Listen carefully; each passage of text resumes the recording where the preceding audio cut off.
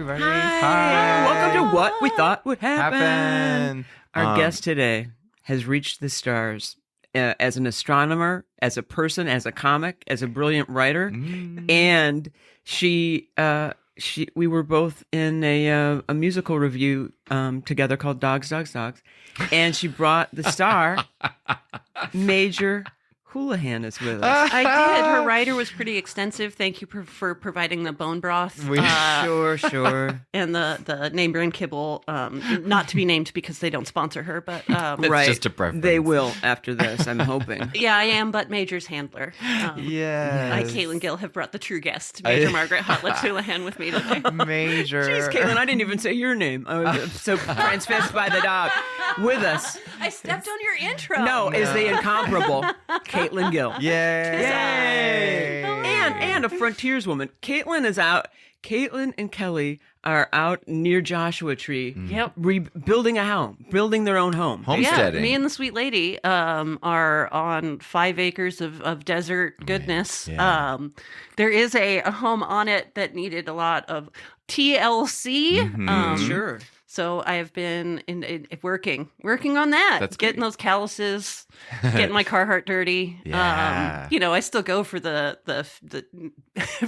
what poor people think is rich name brands, but I do actually work in them. So. Wow. But that's rewarding, building your own home. She's Yes. breaking rocks out there. Yeah. I am. So the place we got, if you're thinking of moving to Los Angeles, let me tell you that my mortgage on 5 acres is less than my rent on a studio in Los Angeles. But and that area out there is beautiful. super gorgeous. But yes. do you have to immediately? I should say I don't live in 29 Palms. I live in 29 Palms, Yes. which is outside of Joshua Tree, and that is an asterisk. Yes. It's one does not simply like live in Banning and say they live in Los Angeles, but Right. it is nonetheless in the Joshua Tree area and phenomenally beautiful. I'm just a couple miles from a park entrance. So Wow. I remember saying I was from New York, and people thought, like we think New yeah. York City, and it's like, no, it might as well be the South. I'm Right. from near Buffalo, New York, so it's like, I found that I feel like Astoria doesn't count, and I don't live in New York, never have, so Yeah. it's difficult to exactly. when speaking to people of an international ilk, I found that saying Texas instead of the U.S. had a lot broader Yes, appeal. yeah. California also works that way. Yeah, that is its own country. It's a anywhere planet. Else. Yes, Yeah. yes. Yeah. Wait, are you serious about the astronomer thing? Are you an Yeah, astronomer? yeah. Really? Yes, so I know you from years performing stand-up comedy, which I still love and occasionally dust off, but these days I spend more nights under literal stars in Joshua Tree,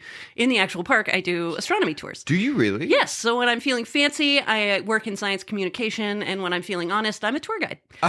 Amazing. Both amazing either way. I have applied I like both. to the observatory. Oh, so cool. In any shape or form. Yeah. And they see right through my bullshit. I just want. Really? Yeah. I didn't even know that was something you could do. I just figured like scientists are just plopped there. No, or they science want- teachers are just showing people I think around. they want someone with some credentials and not just someone who can do a tight 30. I don't know. It turns out that science communication is a whole job.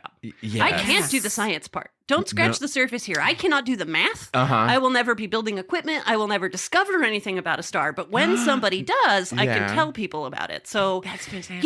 if you, 2020 happened, everything changed. We just kind of let it. I started looking for actual jobs. Do you remember that you have to do that? You go Yeah, and you you have to work have at a the same job. place You have over to and have a over job. with I the did same that. people. I did that recently and hated it. Yeah, it's notoriously awful. Plus, you just don't assume that 12 years in stand-up translates on a resume.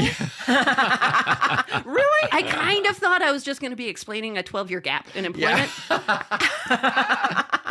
But credit to the folks I'm working with out there. They were looking for somebody with a background like mine, which felt incredibly lucky because they've worked with scientists and they're not as excited to make hot cocoa night after night and talk about the phases of the moon. Yeah. Like, you got to meet people where they are. On the last tour I did last week. And you're a people person. You have to be. I love that part. You like to be, Yes. and Caitlin also is one of the few people who is always an amazing host, which I think is the hardest fucking job. Agreed. Yeah, agreed. yeah. Agreed. But anyway, It was Aaron Foley. I had a terrific conversation. We were I just love yelling in Aaron. a green room about how hosts are terribly mistreated. It should never be the greenest comic. It should always be like the people working at features flip it, have them open the show, get it really hot for a new local comic to come do a few minutes, and then give it back to the feature level talent to then bring on the headliner. We're just screaming in agreement. So loud. The louder and louder, the more we agree. Well, Aaron is a sports fan. Aaron is a sports fan. I love Aaron. Yes. So lineups are a big deal. Yeah. She's the best. We were at her birthday party.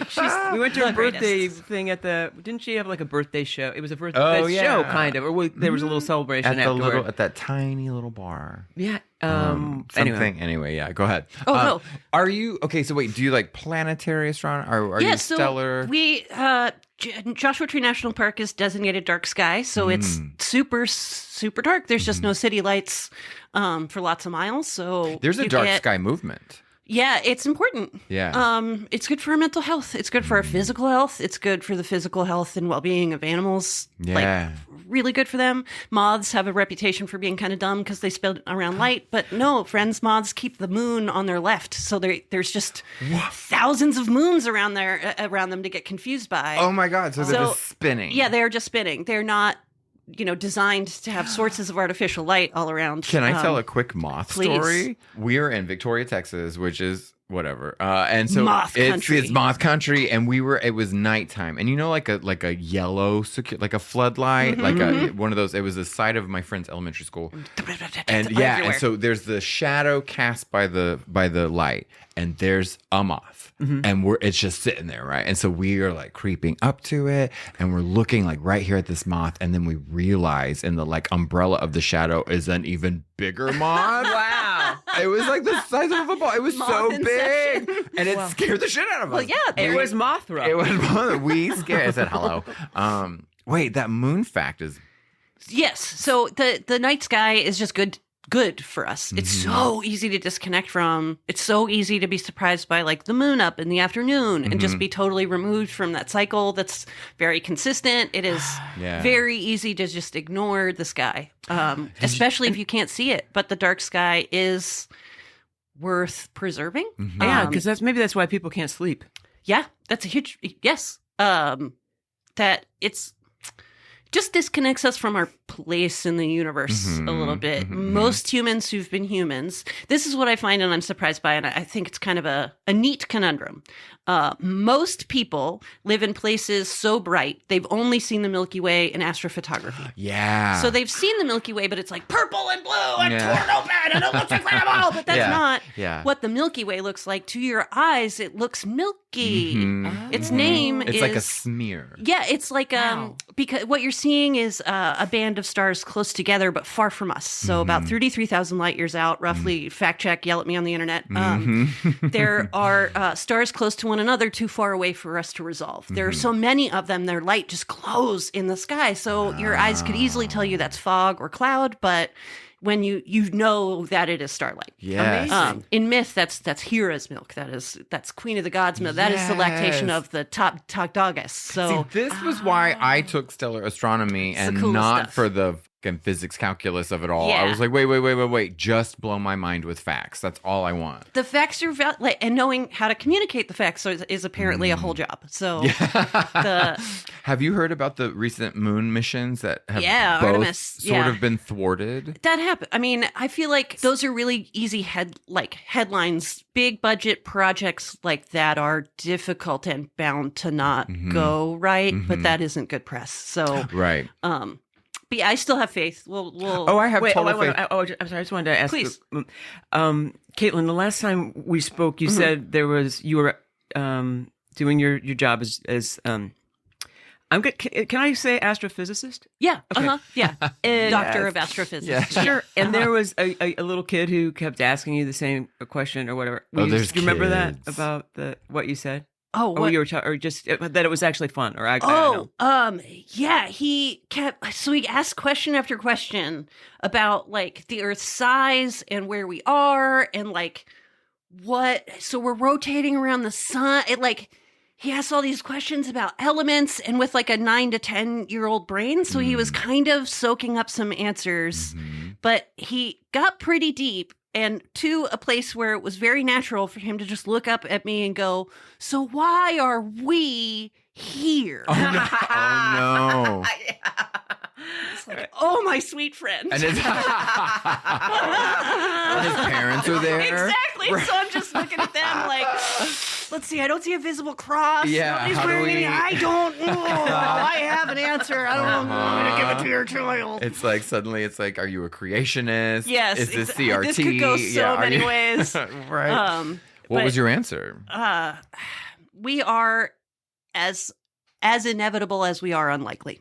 Oh, I love it. Ooh, beautiful. Right, Right, Mage? Hi, Major. We have been here since the Big Bang banged. Mm-hmm. It just took a really long time for all the steps Mm-hmm. to happen. Yeah. The universe is really big, but that is the size of the factory it takes to make our ingredients. So our size isn't in opposition Yeah. to the size of the universe. Our size is just right. Chef's kiss. That's Yeah. just what we're supposed to be.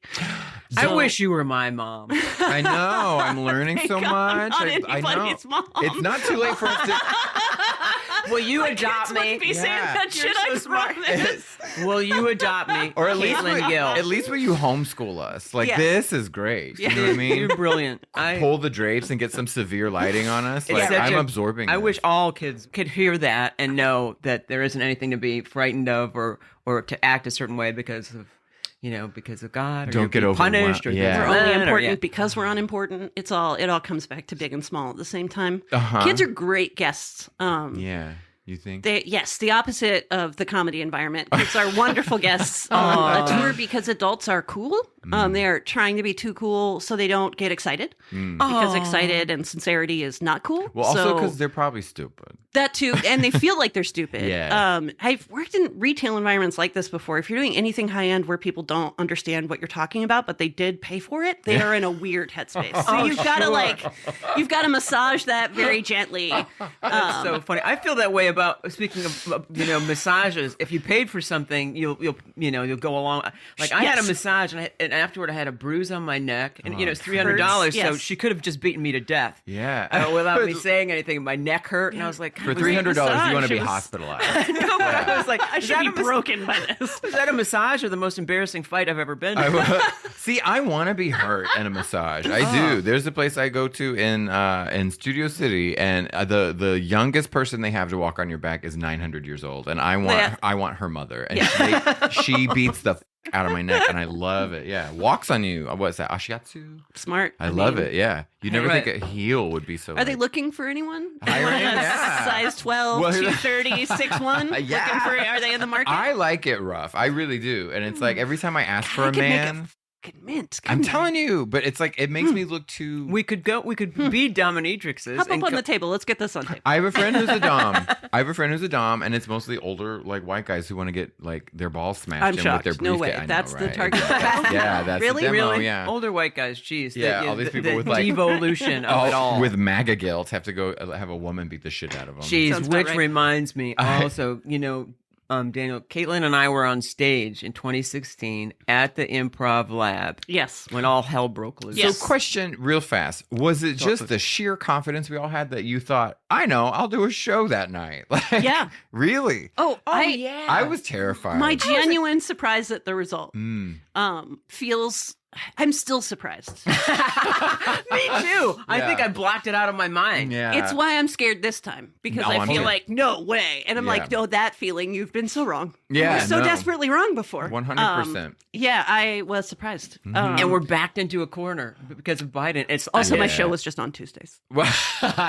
it happened to be a Tuesday. It really wasn't that. I love that show. Crab apples. Yeah, Yeah. Crab Apples, Kayla Gill, Bobcat Goldthwait. Thank you, Hollywood Improv. It was a great show. It was so much fun to do. That's where I met you, Yes. and also Bobcat, but Deborah DiGiovanni. Oh my god, That was the first time There's I was. nobody fucking funny. I met She's her at Moon amazing. Tower, but that was the first time I was like on a show with Deb, and She was just like, like the way she crushes Yeah. is crazy. It's one of those Annihilator. comics where, like, you know how sometimes the audience laughs in the back of the room titters, or the Yeah. back of the room explodes, and the audience is like, I guess this is good. Yeah, Deb just like back to front, audience to comic, it's unreal. just She's just decimates. great. But You'll watch the outside of a comedy club clear. Like everybody will be out, like just goofing around. Sorry, I hit your camera.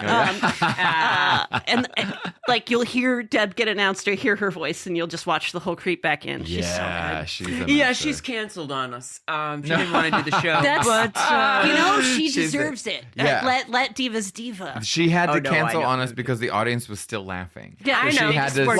They were still applauding. They wouldn't let her off stage. They wouldn't let her off stage. No, I know. But that was a brilliant show. She's great. I loved it. Yeah. Yeah. Oh, so much fun. I always want to talk about like the planets and the stars, but you can't help it when you're out in rural. Yeah. And you can see all that shit. Like you can literally see. It's in my yard. Caitlin, step outside and see Milky Way. How about building a club in your yard? We'll come out. I don't know what I want to do yet. I miss stand up all the time. I haven't even touched it yet. I don't even know how to Yeah, you do. I mean, I know what you mean. We're going to start doing a show. Could you stop? You know what I mean? What would happen if you stopped? Mm-hmm. What would happen if the last time you did stand-up regularly was like 3 years ago? Yeah. It's hard. Yeah. I perform 10 hours a week, 2 hours at a block in front of tiny audiences that are riveted. I get to do 2 hours at a time playing with telescopes, goofing off, being funny and stuff, and I'm still thirsty for like 3 unpaid minutes I wait hours for at a garbage comedy club. Mm-hmm. Like, I miss, can you try out your stuff in front of the people a little bit? I don't tend to cross over in that direction. I would probably go the other way and do some silly, spacey comedy. Yeah. But I miss comedy all the time. I think so. I had a breakthrough. It's not what you were asking, but I miss comedy all the time. Oh, okay. No, I'm saying let's start a club in your backyard. RuPaul had a realization about being late all the time and how they were addicted to the adrenaline. Yeah. Oh, really? And to me, I really recognize myself in that. But I also, there's weird adrenaline stuff involved in like performance and stand-up specifically. Oh, yeah. And I find myself, because I sweat and I'm like nervous and I don't want to talk and I'm cold, I'm not hungry. I'm like, why am I addicted to that? But I am. So hooked. More, also the performance. I remember feeling so even. Before a show, I would just be like, quiet, focus, kind of calm, like definitely in reserve. And then as soon as I get off stage, I'm just sparkles. Yeah. All the nerves came after. So I'd just be like, just insufferable, bubbly and nuts for a couple, analyzing everything, going over the. So I had this reverse, like I would be so kind of hungry for what I knew was coming after that I'm just like, murder eyes on the post set feeling. Yeah. But I do think that's part of the like craving of even when you like bomb, you still want to do it again. Yeah. That's what feeds that. Is the only sets that make me that I didn't like were good. I want to kill or die. Like, let's kill or die here. I want to put it all out. I don't want a set where I don't know why I didn't kill it. Yeah. Like, that was fine. Was it good? You shouldn't respond. You should like or not like this. Like, I'm not. I'm serving pistachio and I know it. Like, I'm for you or I'm not. If everybody's like, that was fine. I did something weird.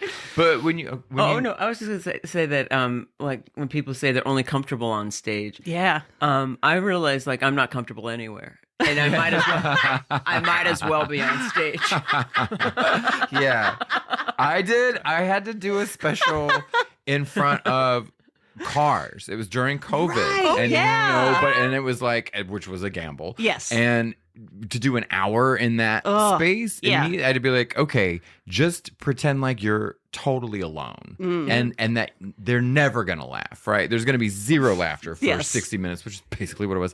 But it really was. And I was like, the breakthrough was I was like, oh, but that's how I feel all the time. Yeah. Even when you're killing, it's like, well, I am just kind of here alone. You're still with me. Yeah, yourself. No matter where you go, you're still with yourself. But it was one of those things I was like, yeah, you always are. Like Maria Bamford doing it, her special at home in a living room. Oh my God. I was like, the special is like nothing else. So special. But when you were in the were you in a parking lot? Was it the thing? Was it behind the Magic Club? The poster says the Rose Bowl, but technically it is the parking lot of the Rose Bowl. Oh shit! Okay. So the sign is in the background, so you can see it. Great. But off Broadway. It was. But my favorite was they had mic'd the cars, so you could hear the laughter. Yes. Oh, okay. But you could also hear the chips crinkling. Yeah. And the seatbelts. Is there a bathroom? And like you could hear all that and the monitors as well. I didn't understand that. Tammy Jo, who's a great comic, and also she's helping us produce this.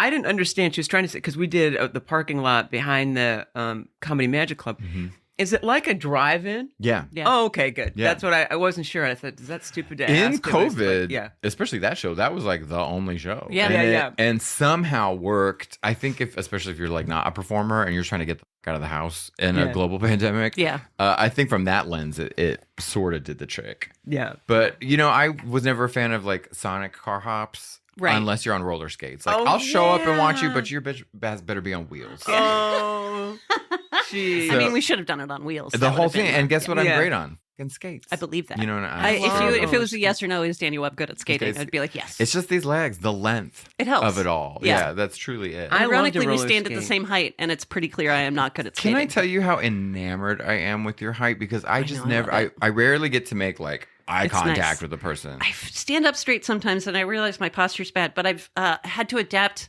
The world is built 3 or 4 inches too low for me, so I've started touching things with my fingertips, not my hands. I used to reach for objects on a counter, and it's like I want my whole hand on it, but that's hunched. So now I just sort of navigate with my fingertips around the That's world. amazing. I realized my mom didn't realize like how tall I was getting. And she used to say, because every time we went to a restaurant, I'd knock over something. I'd knock over the water. I'd knock over something. She goes, I'm not taking you out again until you're 21. But it was it's going to improve then. Yeah. Nothing's going to fall or get knocked over. Like a full-grown, like a boxer. We're like... Yeah, but that's true. It's like your depth of perception has to change, and it isn't built for us. And it should be by now. There should be... Well, I've said this I've made this so boring now. I want just... sleeves that fit. Oh my God. Sleeves, pant legs. Yeah. Both. Both. There's an Oprah trick for standing up, and I constantly have to. I'm a piano player, so it makes me. I feel like I have to, but it works better standing up. But essentially, it's you just sit with your arms at your side, and you point your thumbs forward, and then you take your arms and you roll them out. Oh yeah. And you drop them, and that's where you're supposed to be, which is kind of a horny way to stand. Really? And it's tits out, the whole thing. But that you can feel posture, it. Lead with your heart. It's all that like pussy first, but it feels right. Pussy first is better. Lead with your heart's a little soft. I might go pussy first. Was that your slogan when you were running for senator of pussy first? Yeah. No, but I did just walk on stage in the past and just go, God, was it pussy or vagina? I just used to yell one of the two. Both great words. Yeah, I think I just I can't remember my own old opener. For a long time, I can't remember anything. It was very specific. In San Francisco, forever there was it was just the right time in the 2000s for us to be like, we do shows with women. Yeah. Can you believe it? This show's got gals.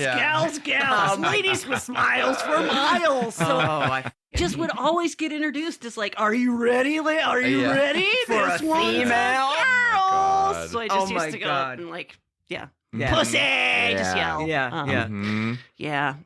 Didn't make as much money as when I worked clean, but it was really satisfying.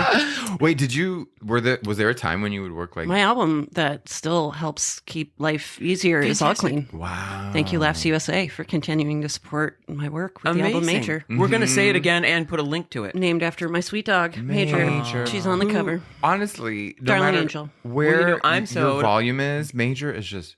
Yep. She's like she's any stranger to me yelling. Yeah. She said, okay, mother. Now if you must take the stage. I got a little, especially after touring. I toured with Bobcat, thank you, Bob, and just realized when it's, okay, so it's a little easier, like, yelling about knobbing or throwing in a bunch of dirty words does make things a little bit easier. So I like the challenge. But if I'm going to be a lesbian in St. Louis, like, why don't I just wanted to try to make things easier. I could be more honest if I was not pushing buttons that didn't need to be pushed. Oh, wow. So I was able to be a little bit more personable, but still maybe push an audience in that whole, like, I'm gay and you're going to like me anyway thing. Yeah. Which is no big deal here, and then you leave. And it's a big deal everywhere Please talk about that, because I feel like it's like everyone... It got so much worse. And you don't, especially if you're not a known name, the first 10 minutes are for anyone trying to explain yourself. But then it's like, oh my God, please don't think you're hellbound just because I'm in the room. Yes. Oh my God. And trying to get people over that. So aside from opening with pussy and then just yelling and I can't really sell it anymore, I used to just say like, I'm gay because you can see me. Yeah. And that was the easiest way to just get this let's just get this done. Because if I don't, you're going to spend the first 10 minutes doing the math yourself. To figure it out. Waiting for me to mention some partner in one way or it's just like. For for years, my whole opener was like, I'm from Texas, I'm in the closet, which every gay man does. Sure. Every gay man either does that or says, I crush pussy. Like they do one or the other.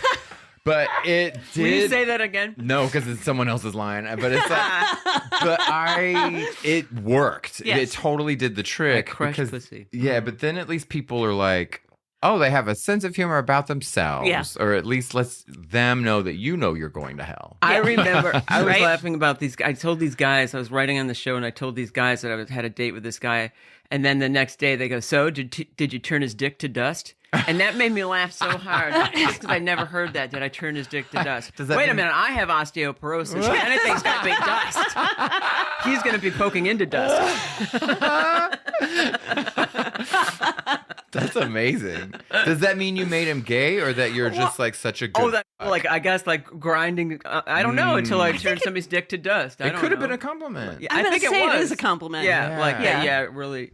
Let's see. If you turned his dick to ash, you'd have that fire pussy or something. Yeah, there you go. Right? I don't know. That's the problem with working with men. You have to understand their language. Yeah. You don't. My cousin. You don't. You can just ignore it for as long as you can. I think when I was like a teenager, and still there would be it was like environmental, right? You're like a chameleon. If someone's super butch, man, are you trying to do that too? Which is humiliating. Yes. Yeah. But I'll never forget. I had gone to college, and my cousin asked me. Why did that get an air quote? Because I was doing ecstasy. College with a K? Like when I know how to spell it? I was taking stellar astronomy, among other flights of fancy. But I came home, and my cousin, I forgot, he's so broy. He was like, well, you got a skirt? And I literally thought he meant like... Did you buy yourself a fancy Yes, skirt? I was like, as a matter of fact, I do. And it looks great. And that's so pleased. But I didn't know what he meant. I was like, what? Like trying to be a bro. It was like a girl, some strange, which I was like, who uses strange? Which is one of my favorite strange words. is great. I love it. It's a great word, but it's like using Kleenex or Sanka. It really dates you. My friend in New York, we used to go to this. Wait, is Kleenex out? It's just a general, but it ages you. Yeah, yes. Kleenex. Yeah, I've don't seen worry. 42 winters. You have to tell me these things. Same. Don't worry. I'm right there with you. My friend and I used to go to this deli, and the guy didn't speak English that well, and we hadn't been there in like a couple of weeks. We were there every week. And instead of saying, hey, strangers, he'd say, hey, strange to us. And I said, we have to write something called Hey, Strange. Hey, Strange. So our novel, Hey, Strange. Just know it works for the gays both ways. If girls are like girling, if girls are like, oh my God, I was looking up my ring and I did my registry and I'll be like, yeah, I know what a square cut time. I know what that. Yeah, I'm gonna cut that. Well, see, girl, right? Destination wedding. That's primo. I have an older sister, so I know what like a princess cut is. I want a destination death. Go on. Dude, you know what? I know what a crotch gusset is and how it improves by step. It's incredible. A crotch gusset? Oh, a gusset. I don't buy a garment unless it's got gussets. Are you kidding? I don't know what the fuck is it? What does it do? I can demonstrate a gusset. Do you see how the seams on the armpit of the shirt are engineered for movement? Yeah, so it's not just a single seam. There's some built-in space and maneuverability. You want that in your crotch. Yes. You got to look for a crotch gusset. Because if you're going to do floor drops, if you're going to pop your ass at all, if you're going to install flooring, if you're going to pop in some baseboards. I love this. This is out getting both sides. Yeah. Honestly, the same pants work for both because I can slide knee pads into my work pants, and you need that. You need that. So we should exchange some shopping lists. I'm into this. Different purposes, but same seas. Can you do? I'm really in an overalls era, so if you need any recommendations, there, let me know. I love wearing I like wearing the it's called 5 Rock. It's one piece. Oh yeah. Yeah. Yeah, I have a coverall that I just bought. Coverall, that's now I have like 3 of the same ones, and that's just what I look like. I tell you, I love those. I had 2 grandfathers, and they are both dead. That is normal. And one of them, each one died. That's the right amount. And I got, and I always wanted more because they had good stuff. Braggart. But each one died, and I got a fucking Dickies work suit out of both of them. Oh, And I like so those good. too. One is gray, and one is navy. Nice. And Awesome. That's the whole lineup. if I've had a day where I'm haven't been productive, I just put one of those on to you feel look like you've been productive. productive. Yeah, exactly. Answer the door. I don't miss. I don't know. This is like me doing therapy about missing stand-up as much as it is a podcast. So redirect me anywhere you want me to go. But I don't miss dressing for anybody else. I was terrible at it. I still like so many looks, so many like weird ideas of what I should be wearing. There was like a dress phase, there was a tights phase, there was a boots phase, there was like different. I landed on makeup pretty early with like black eyeliner, bold lip. That's like all I need. I tried so many things to look like a girl, but look like the right kind of girl, but not like that and not like that either. And like in the last few years, especially since I'm literally working with my hands and myself. Like I've never been, my fashion is on. Yes. I am like living in my overalls. Like my bandana is tactical. Like I have, I have always enjoyed fashion with like utility in mind. I want it to look good and like be built to be worn. And so there's this whole world of clothing where I'm like, if it doesn't have a cargo pocket on it, I don't need it. Like I am not on stage right now. What is in the Western wear? There's the thing that so the water washes off your shoulders. Oh yeah, that little like it's like on a duster, but I can't remember the word for that little flap. But sometimes on a shirt. Work shirt has just that. It's so good. I'm like, ugh. If I could find a toddler Carhartt, can I send it for Major? Oh yeah, she doesn't wear it, but I will. Man, this dog. I finally put a sweater on her. It's really cold in the high desert, and I put her out of the car. I put the sweater on in the car. I took the dog out of the car and I put the dog on the ground, and the dog would not move. She would not pick up one leg. She was just staring at me like, "Get this off of me." I tried when she was younger. She'd give into it for a short time, but 7-year-old Major has no patience for that bullshit. She looks great in that red red and black check. She looks so good, but she wasn't having it. She'll never know it. But it is a slippery slope when your dog does love a costume. Oh yeah, then you're spending money. I can see myself dropping more cash on it. I'd buy the dog Patagonia and Carhartt before myself for sure. My dog loved it. It would change the way he walked, and it was just like. And then the stupid thing would fall asleep in a costume, my which is like cute. I was like, you're a bumblebee, and you don't even know it. And you're just a snoozy little bumblebee. You bumblebee. So cute. Best. The high desert, that makes me think of Coast to Coast. Did you ever listen to Coast to Coast? Oh, yeah. Because it would, Art Bell or George Miller would be like, from the high desert. Because they are in the high desert. It's weird. So that's super UFO territory. There's a couple other companies that do Star Tours in Joshua Tree, and we're not the ones that do the UFO tour. So if you want to come see my tour, look for the one that's not about UFOs. Yeah. We can talk about UFOs if you want. Do you delve into it? I mean, I kind of love it. Yeah, sure. If the question is, is there life out there? Oh, yeah, sure. Yeah. I mean, astronomers talk about it now with some level of certainty that we'll have some answers to that question. Matthew McConaughey was wrong in Contact, and Jodie Foster was right. I feel like there's no intelligent life here. Fair. Yeah, that's why they're not stopping because we're by in Hollywood. Laura. Yeah. So that's the star Vega in the book Contact. It's like just out of the sky at tour time now, where Vega's one of the summer stars. So in summertime, at the sunset, when you look east, Vega's one of the 3 big bright stars you see. So Vega, Vega. Okay. So this time of year, it's like when the sun sets, Vega is way over on the western horizon. You can barely see it, but Vega is where aliens were contacting us from in Contact. Yes. So it comes up a lot. When Carl Sagan wrote Contact, the premise was it's absurd that Dr. Sattler is so brilliant and yet spends her time looking for extraterrestrial life. That's just so silly. What a waste of a science mind. And now there's nothing we do in space that doesn't have that search in mind. Nothing. Everything we're doing is wrapped up in that. Wow. In sort of waiting for that discovery, because 2 is just so much more than 1 in science. Yeah. So if we can find any other example anywhere in samples on Mars of life beginning billions of years ago but not continuing, it changes the whole picture. But let's say there definitely is life on other planets. I think they wouldn't want us to know about it because look what we've done to this one. Yeah, that is how we've shit this planet up. Yeah, they know that. I think that's why they're like keeping it back. If you make a map of where people in the United States see UFOs and you lay it over a map of U.S. military bases, you are looking at the same map. Wow. And that could be because U.S. military, and I live in 29 Palms, largest Marine base there. Yeah. Military craft don't fly like airplane you're used to. So is it that you're just seeing military crafts and you're thinking it's UFOs? Likely.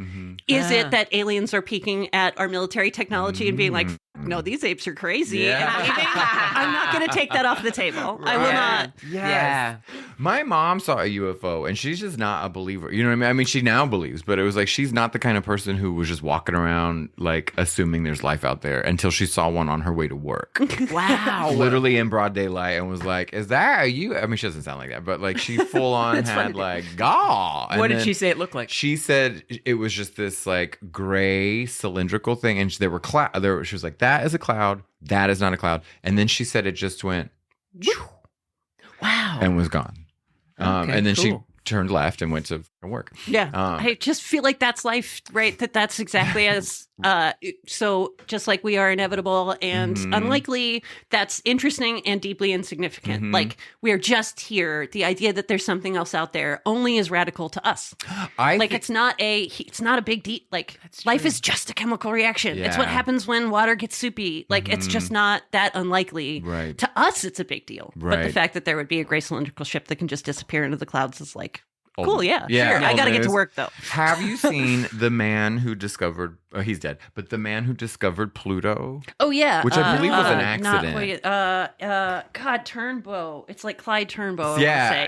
And he's Southern. Iowa. Is it that? Yeah. You can correct me on the internet. He might be like an Indiana guy. Somebody's going to be like, he's from my town. I'm not going to take him away. But I saw a photo. He's just an old man with a bolo tie. He was fully a farm dude, but there's math that said that Pluto should be there. Oh, 100%. So Pluto was discovered. Neptune, I might, again, yell at me on the internet.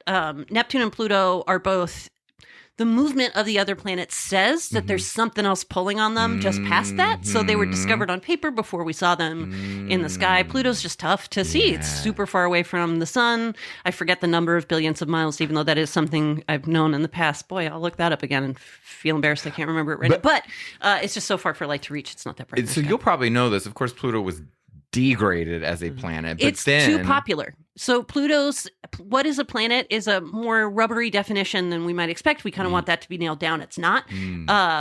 If one of the things you kind of have to have if you want to be a planet is a clear orbit around your star. So when the Earth travels its little course around the sun, there's kind of nothing in our way. We're sort of made out of all the stuff that was in our direct orbit. The Pluto, on the other hand, is out in the Kuiper Belt, which is full of all this stuff that just like didn't keep going. The solar system started. There are objects out there that have been largely unchanged for billions of years. They just Kuiper means Daniel's comedy career. Keep going. They just didn't finish, but they're in Pluto's orbit. So Pluto's got like an entourage that is in the same orbit around the sun with it, and that is enough to be like planet status is like you brought too many orbit. people. We can't let you in the club. Exactly, your own club is already outside the club. It's crazy. It's way more complex than we thought it would be, though. There's like convection happening. The surface is icy, but there's obviously heat coming from the core that's making stuff bubble underneath. It creates all these like hexagonal shapes that connect. Pluto's like all those distant planets. I mean, they're distant from us, right? This is our neighborhood. That is so close by in spacey terms. But we didn't know Uranus was a looker. Uranus looks fucking good. If you thought Uranus, Saturn's our girl. Saturn's the one that's like, that's the king of the. Uranus was just waiting. It's beautiful. So cool. Rings toe to tip. We're starting to get better at taking cool pictures. And Pluto's also just like. And what about Venus? Overrated? I mean, goddess of love. It's a little vicious. Venus is interesting, hotter than Mercury, even though it's farther away from the sun. It's just wearing too much atmosphere. It's gassy business. It's just hot. The first craft to go to Venus were designed for a splash landing. We were like sci-fi sure that it was like hot, warm Earth. We were like gonna be like tropical. We got to be ready. There's gonna be cool bugs and snakes. She's gonna wear There's gonna be an ocean. Suit. Totally. The planet. The detritus of I mean, it is kind of the origins of Venus and Aphrodite. I don't know if that's how you want to be made as a planet. Glob of God come hits ocean becomes planet, but no, it was not ready for a splash landing. Those craft lasted like minutes. They were like the acid like ate them, right? They just were instantly corroded and burned. And Dr. Gill, love, right? Looks gorgeous. You get there and you're not sure you should have come. Right? It's exactly like life. But Dr. Gill, I wanted to know if I wore like tinfoil antenna, would I have a better chance of really connecting with an alien? I mean, you will have less of a chance connecting with other people, and that really clears the way. Okay. That it does open up other channels. Yeah. What if I said it like, tinfoil antennae? Yes. Yeah. The antenna. Oh, that's my favorite. Like the dumb and yet I know that brilliant. word. No, I feel that. like that used to be like that. I'm kidding, by the way. I don't really think The way you okay. said antennae was how gay men accidentally outed themselves. And all that. Do you know what I mean? If you've ever pronounced it antennae, people looked at your wife in desperation. That's so funny. Or you just have that peculiar, which is one of my favorite. And I go to the church of Angelica Houston, but she has a peculiar way. She grew up. What's a place in Ireland? Kilkenny? I don't know. Like what's a landscape? Galway. We grew up in the Dover? hills, some shit like that. But she grew up there in the Groves or something like that. In the Danes or what is that a place? Anyway, the bitch has an accent. Sure. And she says things like, "How have you been?" Love it. Be right. Have you? I thought she was from London. Grew up in. Well, no, she had a fucking house somewhere in the Irish countryside. Oh, I had no idea. A long time ago, but she says things like Renaissance. Love it. Right? And I'm like, that Oh my God. On Murder, She Wrote, if you're a Murder, She Wrote watcher like I am, a little drinking game for yourself is every time she says restaurant. I'll say this, Lucille Ball. Wow. Yeah, Angela has a little restaurant thing going on. She's not going to give a hard consonant anywhere in that word. Lucille Ball will say She Mamie. started as a French maid in a movie which was... Oh, no. Oh, I know. I don't remember. No. Angela Lansbury? Angela Lansbury. Was a French maid in... I don't remember. I don't know. I don't either.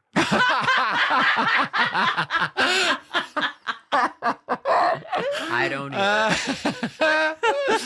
See, we're hearing mind-blowing facts about the universe, and then we're getting zero information. I know. I'm bringing it down.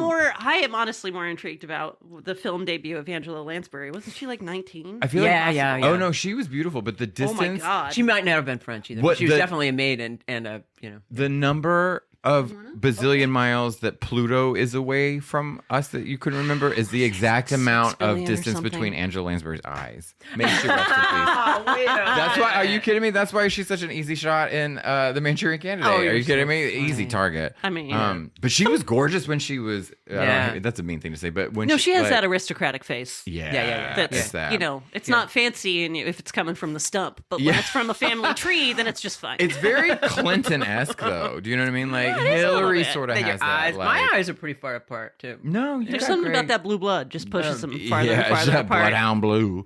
I also owning a house on like a large land expanse is a fantasy of mine. Oh, do you want to talk? Do you want? I want to talk reality? mineral rights. I Let's think talk we're going about to come out. And can we? Do you think we could come out? Me and Come do an Daniel and episode. tape. Yeah, and we could. We could tape. Of course. Oh, I would love to do that. Yeah. And have it the actual. I had a friend in Austin, Texas, who owned his house, and my favorite thing it was like, and he was a prepper, and I'm sure, and he was old school conspiracy theorist. So we have found, and this, sorry, go right back, No, but please. yes, those are our neighbors. Your politics, should you follow them far enough, will lead you to the same place. Yes. Left or right, if you Yes. go hard and far enough, you will both be on fenced compounds in the desert, eyeing one another warily. Yeah, that's the best way I've ever heard it Yes. pronounced. Yeah. It's called the Horseshoe Theory, and I love it. there are Damn. horseshoes on all our property. The Horseshoe Theory is the name of your next special. Oh my God. Nailed it. So you God were damn. saying That's how you can have a prepper find friend. someone with like a MAGA flag and a rainbow flag being Right next to each other. right? Howdy, neighbor. Mhm. Yep. Yeah. Howdy, Love neighbor. that, the Horseshoe Theory. And so that's what I was gonna say. I was like, we were not even political friends, but it was like one of those where, yeah, honestly, he could have gone to either end of the horseshoe and wound up there. But it was after we were having sort of a similar conversation, just about getting away, getting out, owning property, and just like being on your own. He goes, "Can you keep a secret?" And I was like, "Of course I can." So he moved his television and then he rolled the rug up that was under it and showed me where he'd been illegally mining under his own Oh my house. God. That's so funny. Yes, where there was a full-on room with a TV and like lamplight and all that. So shit. he actually found like gold or something, or No, oil. Or he what? had a man cave or whatever the f- you want to call it, like a. Mining. I thought you meant like he was actually found like.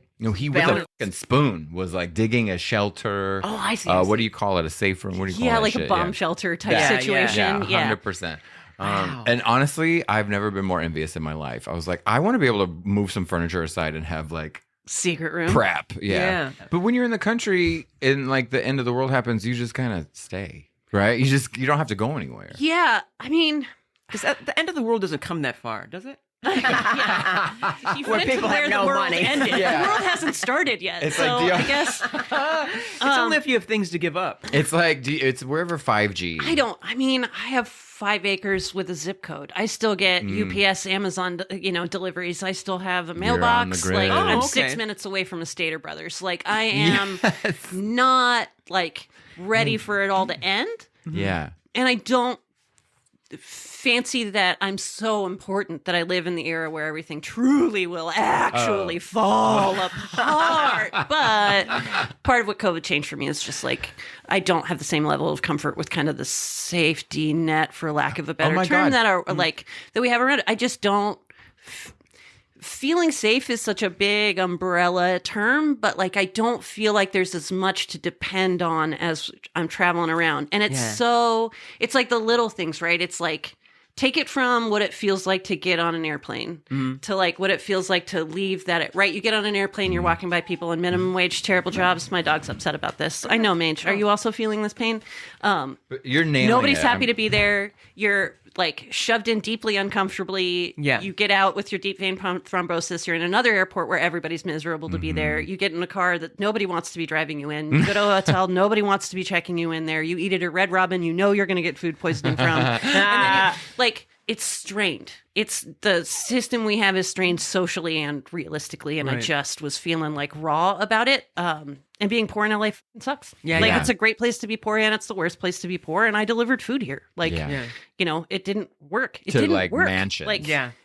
So to mansion. Literally with people I had pitch meetings with. I'd gone back to studios I had auditioned in with food. No. I'd Lyft drove Comedy Central producers. Oh my God. Oh God. And that's that is not to like, but this is an old bit. Nightmare. I drove by a billboard for the first show I work on, and I couldn't stop to take a picture because I had hot food in the car. Yeah. The joke on stage is a Lyft ride because that's the better joke, but the reality is like somebody's ramen was stinking up my Honda Fit, and I couldn't stop to take a picture, like because the $3 tip might get reduced or whatever. Just the you can live the dream, but you are wide awake the whole fucking time. Yeah. And I can tell you that's true for homesteading too. And I'm not a homesteader. That's a big term. I have 5 acres. A bandana on. How do you feel about chores? You know, I love if I'm not told to do it, I can nail a fucking list of them. Because I hauled about a half ton of lumber before I came here this morning. Wow, I also used some deck screws to get a 4x4 onto a concrete post because I really want a new mailbox put up. I used a truck to pull down a shed. There's the chores are endless. Yes, it's endless. I don't even dust. I like chores because I like an honest night's sleep. Like I sleep so hard. Like that. I am never bored. I'm into that. Yeah. I have a purpose. I'm never bored. I work really hard. I learn things. I feel really satisfied, and I miss stand up every day. But you nailed something. Stand up is easy compared to what you're doing.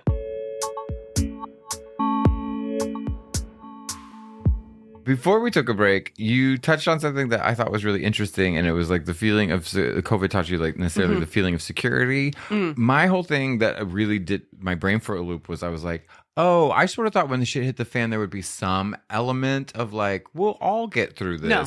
And when I realized it was Agreed. couldn't have been more opposite of like, not only every man for himself, but every man for himself. Lose your brains first, and then we all make our own radical decision. I was like, and to me, I was like, well, I don't really know how to move forward in a world where things are getting worse, right? And that reliability is shot, right? Which is to me, that's why you get rural and you just start like growing shit. Yeah, that was definitely like part of the plan, like let's leave the city and get more in touch with the land, and like the general like social consensus is like, yeah, right, city mouse, like you can't you don't know what you're doing, and that's true. Like we don't know what we're doing. Like, am I on a sustainable farm yet? No. Everything I planted fucking died. Like that's what I did hear about a garden is first year stalls, second year crawls, third year sprawls. And I think that's a pretty good like rule of thumb for your knowledge and development in pretty much anything. So yes, we're getting better at being sort of less reliant on the systems that feel more fragile around us. But no, we're not fucking farmers. We're a million miles away from doing that. We're at 3,000 feet in the high desert. Right. Like, I don't know, you know. My end times like plan now is I'm just going to become a fortune teller, which segues into candle making. Perfect. Yes. Right? Yes. Done. Just right. Right. I mean, my plan is a fence and a well, and I've got both of those. So I'm gonna tie a rope to the fence and jump in the well. That's my plan too. That's my fucking plan. I'm tipping my toe into the jewelry making phase of my career. Perfect. Yeah. Because it's the trade of it all. I did make t-shirts. I learned how to screen print in the last few years. Steph Tolev, correct? Yeah, I did a bunch of tees for Steph and a few other folks. I mean, the Astro Tour job kind of hotted up a bit. And when I say we remodeled our house, like I put in new floors, I put in new cabinets, I put in new baseboards. And when I say I mean I. I did.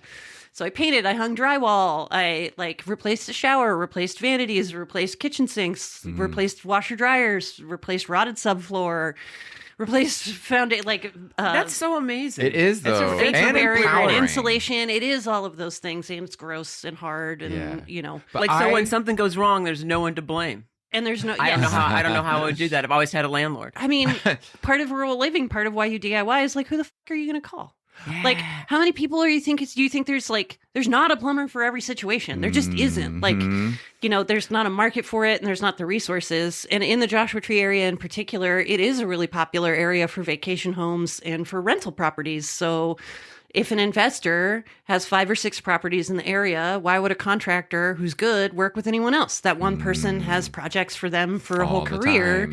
Everybody good at their job is working. Yeah. So there's not a lot of people to call to come replace your outlets. So Caitlin, I replaced my outlets. Can you take the sink out while you're here? Yeah. Garrett put it in, and he's like, no, I'm not going to even deal with that ever again.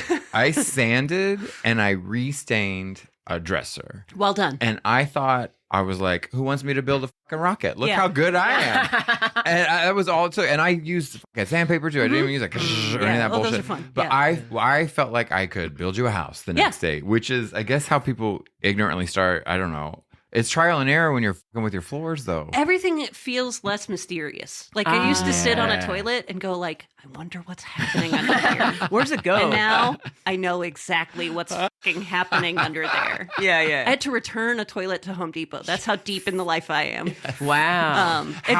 Because the tank didn't match the base. It was like previously. I got like a, you know what I mean? I had stripes on the bottom, plaid on top in a toilet form. So I had to take it back. That's a no-no. Bring it back to Home Depot and open the box. Explain. I swear I didn't crap in this toilet. I couldn't even put it together if I wanted to. Whenever I see a toilet, it's a long drive back to Home Depot, by the way. Whenever I see a toilet on the side of the road, you know what I mean? I just want to, I curl up next to it, I go, tell me all your stories. I want to know everything. Tell me everything. Can we talk about how amazing it is to know your way around Home Depot? Oh, I know my Home Depot like the back of my, like the Yucca Valley Home Depot. I can zero in on whatever. You need a drywall, you need a molly bolt? Let's go. What is a molly? Is that a molly bolt's how one of the good ways to hang stuff on drywall. It sounds like ecstasy. I was just reading an article about molly bolts and drywall toggles this morning. I don't even know what you're talking about. I've had to check out.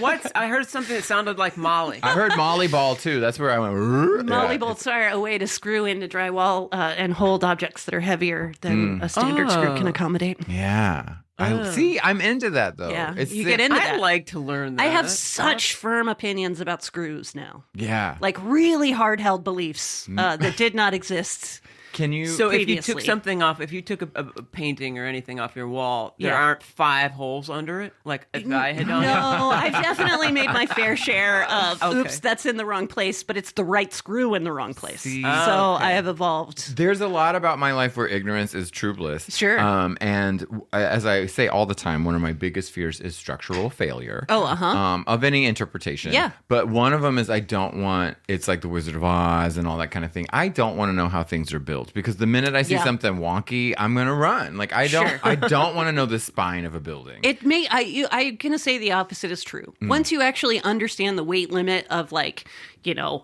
2 by 8, you can look at, like, I understand why my house stays up on joists spaced 16 inches apart. I understand why the studs in my wall work at their spacing. I understand how my house is standing up. Yeah. I get how weight is distributed. Like, I have a manufactured home sitting on a concrete block, so I can crawl on concrete blocks. I can crawl all the way under it, so I can actually work on and level the joists and stuff, which I have done. I get it now. Yeah. Like, it's not a mystery to me where the poo goes when I flush. Like, I know where the tube heads, and I can fix it if I need to. Oh my God. Well, a very important thing I want everybody to know really fast is if you're buying a home, or even if you're going to rent in a home, particularly if it is a 2-story house or anything, is that you need to stand in the social areas, kitchen, living room, and you need to have that person go in crap. flush each toilet. Yeah, make sure you can't hear that. Hear it. Yeah. Because they don't live there anymore, but my poor parents, I could not, it broke my heart every time. Christmas, Thanksgiving. Yeah, well, that's how ours is downstairs. You're just sitting there having a lovely family moment, and someone's like, "Excuse me, I'll be right back," and then you hear, the flush, and then the fucking shit go, and you just watch it cross through the. You know what I mean? It's like you can basically see it.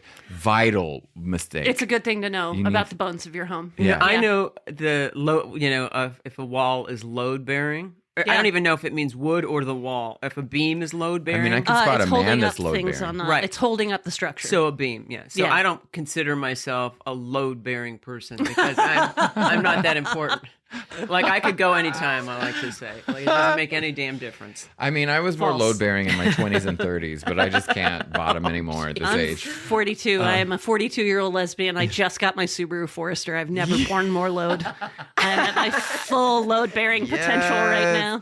See, okay, here's the thing. Can we talk? Funny. I'm like a Subaru? right in the sweet spot when I just got a Subaru before I need a knee scooter. These are the prime years of a middle-aged lesbian's life. That's so funny. Are there? That's like getting a license to be a lesbian. Here's your the Subaru. knee scooter. Yeah. The knee scooters. Listen, that's graduated. That's your 25-year anniversary. It's like my mother's menopause just head butted my puberty. Right, we were just perfect all timing. of that. Yeah. And right when my friends were driving and would come over to the house, maybe unexpected. Sure. Would also had a head-on collision with the era where my dad had a sun hat, knee pads, and the knee scooter, and he would just be with some shovels gardening when all your new popular friends are coming over. Right? He's not touching your face, bitch. No, and he looked like Linda Evangelista with a scarf wrapped Anna hat, for crying out loud. But working with your hands is so satisfying. It really is. Right? And learning that stuff. I did not know how to do any of that. You can learn. You can learn how to do stuff. That's been the last few years for what I can't even touch for what I miss about stand-up. I've gained a ton. You can learn stuff. Yeah. I like to garden at night. Cool. It's full moon right now. Go gardening. Yeah, because I'm not awake during the day, and Garrett likes to drive by if I'm in my pajamas or whatever I'm out doing in the middle of the night, and he'll say, "Is there anyone I can call?" It's true though. I got what time? I'm going to check right now. Your children know where you are. I got a 2 a.m. email from you last night, which is typical. I texted you at 10:30 when I left, and as soon as I did it, I was like, "What are you doing? Yeah. She's not up." That was so rude, Caitlin. I realize Jesus. California has a new state, or one of many state animals, which is a pallid bat. Okay. Which is a white bat. Oh. And that's me. That's a little white bat. I think so. You think you look like a bat? Yeah, I look like a bat. It's very cute. It's got a little piggy face. I think it's adorable, but I wouldn't say I'm that cute. But a pallid bat. It's a white bat. I look like a horse. I full on look like a horse. Yeah, I do. I had a shirt that said "Save America's Horses" with a picture of a horse Beautiful. on it. But you couldn't tell the difference. You'd be like, you couldn't. It was the same. But we all look like an animal. I'd rather look like Monty. I know that I look in the rodent category. I'm already, I got like hamster meets rat face pushed together a little. You guys are nuts. Wait till you see the pallid bat. It was. I guess I don't look exactly like it, but but I have the same characteristics. You have the same vocal range? Yeah, pale. We can't get any color no matter what we do. No matter how much blood we suck, we can't. No. But I was envious. So I've been to Alaska. My friend always worked up there, and that was like a place to disappear and things like that. But you see, and it was in the summer still, or the end. So it wasn't perpetual sunlight. The sun does set for a minute, and then it comes right back up. But even in that, whatever kind of dusk twilight thing, you see shooting stars all the time. Oh, yeah. Because he also had no indoor anything, so you had to take a piss and shit outside. So at all those moments, which was somewhat be embarrassing, you're still seeing this like crazy stellar display. That's happening all the time. There's always stuff smacking into our atmosphere. It's happening all the time. What was the thing Elon Musk committed to? He wanted to have so many what's his thing? Starlink? Is that his thing? I see the launches. But it's crazy. Committed to having some insane number, like 5,000, 10,000. It was somewhere in the thousands of satellites he wants to put up there. There are thousands of satellites up there, and there are hundreds of pieces of space junk, and it will only be so long until we have millions of pieces of space junk and no satellites. We'll see. I don't know. The most optimistic thing I can say about space junk is that the people who are going to fix that are studying to do so right now, and they're going to have crazy cool careers. Yeah. It's a problem we made. We can fix that problem. But yeah, Elon throwing up thousands of satellites for like a communication network that might work, I guess, is a lot. I like the thought of that too, because I like to always like look at junkyards and thrift and stuff. So I'd like to look for junk in space. So it's there. Some of the first satellites are still out there, and they look like mod furniture from the 50s. They're just like silver balls with sticks coming out of them. So cool. My favorite is the Voyager crafts, which are still going. That's the only thing that we've made that left our solar system. Yeah, that actually left. But they put the sounds of Earth on a record. Yeah. It's like, I forget what it's actually made of. It's gold. So it's the gold. It's the golden record because gold has a very slow rate of decay. So if Voyager takes a really long time to get through space, the record will still be fine. And there is a cool illustration. There's a little stylus. Like a record, though charmingly dated, is a great method for sending out. All you got to do is spin it with a needle on it. Right. And if you are something that can hear, the concept of spinning is universal to space. So that helps. Everywhere it's not a vacuum, there's sound. So we're on a good track. Had we done it in the 90s and sent a CD, I'm not sure it would have translated. But there is something kind of beautifully practical about a record. But yeah, the golden record has a bunch of sound. You can listen to it. It's a really good compilation album. Yeah. It's both on YouTube and I want to say Spotify, the whole golden record. No. And there's music from all over. There's all kinds of things from all over the world. It is a good listen. I'm enamored with that. What's your favorite planet? I love Voyager. My favorite planet, Jupiter. Why? Jupiter, so the thing to Google for better scientific information than I will yell about right now is the grand tack theory. But Jupiter formed first, closest to the sun, ate up a bunch of sun leftovers. That's what planets are made of, star leftovers, which was more sciencey than that. It's not. Jupiter eating up a bunch of the food in this neighborhood is part of why the Earth is the size it is, and the Earth's size super helps us out. It helps biology thrive here. When we look at other stars with other planets, almost every star has planets. We see other rocky worlds, but they're big. Too big to host life as we know it for a bunch of complex reasons. So the Earth being the size it is super helps us out, and Jupiter influenced the size we wound up being just by gobbling up a bunch of material here. Jupiter moved after Saturn's formation, less sciencey than the actual explanation, but that's kind of the timeline. Saturn formed just past the ice line. It got big fast, and it pulled Jupiter through the inner worlds to where it sits now. So Mercury, Venus, Earth, and Mars were all influenced by that movement. But what models say about what happened to Earth is crazy. So as Jupiter moved, I know it's exciting, Major. It off-gassed. A bunch of stuff came off of Jupiter. One thing that came off in abundance was water vapor. Earth passed through that vapor. We drank it. We couldn't understand how we got liquid water until we modeled that out. So Jupiter gave us water. It's kind of marauding through this corner of space, messed up the orbit of another planet called Theia. Theia wound up coming right toward the Earth, collided with the Earth. As someone explained it as though they collide, but they more move through each other. Yeah, it's like a sidelong collision. So it hit on the side, and that was enough of an impact because Theia was 1/10 the size of the Earth. Theia just got obliterated, and about a third of the Earth came rippling off, just was shorn off. But in space, debris doesn't go flying away. Gravity keeps it there and cleans it up into a moon. So it was, I know, Major, it's very exciting. It was the movement of Jupiter that gave us water and the moon. And those two things are pretty key to our biology. Plus, Jupiter has a ton of moons, like 87.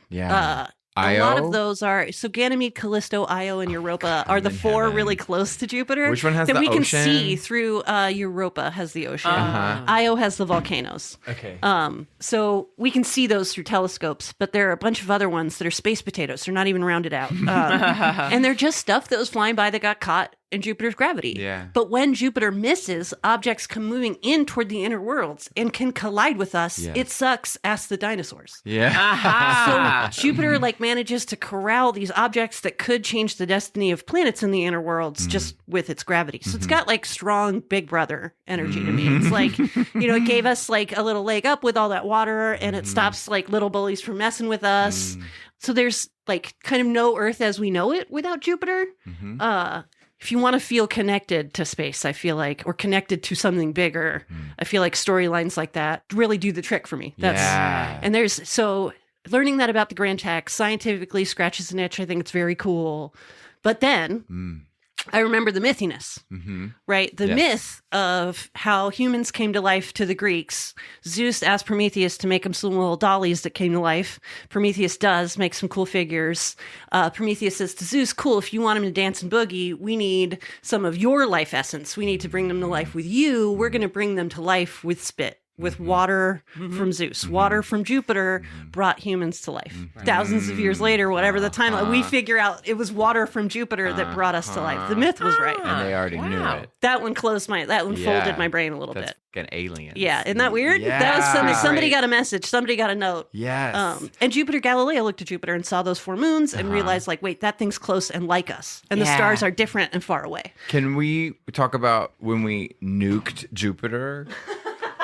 Because it was it Cassini spacecraft that it was observing the moon. Sorry, that was me hitting the microphone. If you just heard my chest. But so Cassini was around Saturn, right? And Juno was around Jupiter. Yeah. Okay, but it was the spacecraft was observing one of the moons. Oh, yeah. And they didn't want to nuke the moon with the plutonium rods. Right. So they opted to let it die. Go to the body of the planet. Right. Yeah, if we had so we didn't know that we would encounter a world like Europa when we sent Juno out to Jupiter. And should there be anything on Europa that we'd want to discover later, we would egg on our face, right? If we land a craft that has life from Earth on it, and then we go back and discover those, or so the safest thing to do for the craft to preserve what could be there on Europa was to send it into Jupiter, which, as we measure life, it can't exist there. So but really fast as we measure life. So if we're looking for life, we got to look for what we can measure. But what we measure is biology. Okay, but this is so theoretical, hypothetical, but as we measure life, which I think is important, how do we not know that there's not a gas ghost? Why not? I actually fully, if your planet doesn't have a ton of gravity, why not be smart clouds? Right? If your planet has too much gravity, why would you have limbs? Why wouldn't you just be a smart puddle? There are all kinds of forms life could take. But we can't look for the fiction. Right. We believe it. I believe it's there. I think scientists who are excited about space don't limit the idea of what life could be to just biology. Right. But we have to look for what we can observe and measure, and we don't know if there's alive clouds or puddles. We know that if you put water with a bunch of complex stuff in it, something that breathes air and is made of carbon might pop out. One of the most inspiring but sometimes disappointing things is Judge Judy just wants the cold hard facts. She doesn't want the fantasy. She doesn't need the backstory. No, ma'am. She just really needs to know what happened, when, and why. Not even the why. But I do find that because it's I love the universe so much, but I also am at the end of Dark Crystal where they merge and they are just these vapors. I'm that also makes sense. Yeah. Somewhere. Sure. I feel like Star Trek does a pretty good job of that. And I do dig the Trek. I'm a Trekkie. Yeah. I'm a Next Generation girl. Picard's my captain. Yeah. I want to get, that's the next thing I want to get into in life. Oh man. Is Star Trek. It's so warm. It's a really generous fanhood. It feels good. It's a warm embrace. Have you seen Things to Come? Ooh, I haven't. Ancient old movie. Yeah. It's from the 30s. Yeah. We gotta watch it. Okay. It's so fun. And of course, it's in the future, which is 2036. Yeah. But it's beautiful. And it kind of shows it's war and space travel and all this stuff. But yeah, it's H.G. Wells. Bad, so it's, 50s, 60s bad sci-fi is my favorite. So but rolling back the clock to good sci-fi, I'm on board. But it's legit from the 30s. Yeah. I want to say it's an early film. Because I think H.G. Wells was still alive to work on the script or something like that. I might be wrong about that part. But no, it's really it tries to tell how you go at the whole story, you end up right back at the beginning. Yes. Such as like that's that's creation of the stars, right? Stars are made of gas crushed by gravity. Like gravity pushes so hard on the gas it pushes atoms of gas together. Atoms fuse, atomic fusion, that releases a proton. We experience that as light and heat. But what's left behind is new helium, or 2 hydrogen atoms. Smash them, release a proton, you get helium. Yeah. Stars make elements. They run all the way up the periodic table. It gets sloppy and cool from there. But our ingredients are made in star. We're truly made of star stuff. So stars create the stuff, but they don't live forever. So they cook up a bunch of cool stuff. They collapse or explode or whichever way they're going to go. If they're not so big they become a black hole, they'll leave behind a cool nebula. They'll leave behind all the stuff they created. Yeah. That dissipates, cools, and is formed into the next generation of stars and planets. So space keeps getting more complex in this age of stars because stars create the complexity. It's a long timeline. The age of stars isn't permanent. It's not the inherent state of the universe. We're kind of in a fireworks show that we get to see a cool part of. But is there a moment in the life of a star, and I think it's in the death, where there's a huge expansion explosion, but then doesn't it shrink back down really small for like a millisecond? Is that the red star? Or what is it called? But I mean small. Yes to all of those things. Different red stars are almost done. The next they've expanded. That's why they look red. The same amount of fusion is occurring, but it's a larger area to make hot. Blue stars are hot like the flame on your stove. Red stars are literally cooler like the flame on a candle. So if a star is big and red, it used to be smaller and blue. It just has the same amount of fusion occurring in a larger star. The next thing that star will do, if it's a big one like Betelgeuse and Orion, if you look east and it's after sunset right now, you'll definitely see it kind of wherever you are. Betelgeuse is a honker. You have to say one more time, Betelgeuse. Right, yeah. So then it'll appear in your sky. But that's the next thing that star's going to do is go supernova. If you're large enough as a star, when you collapse, there is a corresponding explosion. Yeah. Because the collapse is so intense, it just kabooms out. Wow. Stars smaller than that don't go out with such a bang, but they do leave a cloud behind, and we can see those clouds. Like the Ring Nebula, the Dumbbell Nebula. These Tara Reid. Yeah. These are all clouds left behind by stars. If a star is really big, like 10 times the size of our sun or more, when it's done being a star, it doesn't explode. It collapses so entirely all its mass collapses down to a point finer than an atom. I don't understand black holes, but luckily nobody does. So. Have you seen? Oh, you know what, Daniel? Oh, sorry. I think we have to wrap up because I want to find out, Kaitlin, where can people see your stand up from before? Oh, stand up and also the stuff you're doing now. Stand up from before is still available everywhere online. Look for the album Major, named after my beautiful dog. She's on the cover. I still love it. Give a listen whenever you like. And if you're in the Joshua Tree area, come check out a tour with Skywatcher. 2 telescopes, 2 hours, Milky Way, lots of cool stuff. And the brilliant Kaitlin Gill. Showing you. And astrophysical Dr. Kaitlin Gill. Yeah. Exactly. Yes. Amazing to have you. Thank you so much. It truly was just such a pleasure to see you guys. I miss you both so much. Thanks for dragging me out of the desert. Yeah, come do an episode. Yeah, that would be fun. Yeah. Please. In the stars. We will. I'm finally it's just getting ready to invite people to. I had to pull out the piss floors. I had to get rid of the gross cabinets. Now the terror sheds are coming down, and it's going to be listen, the piss floors are coming back. Yeah, here we are. Break out the tarp. Thank you, Kaitlin Gill. Thank you both. Yay. That was great. Thanks so much. Kisses.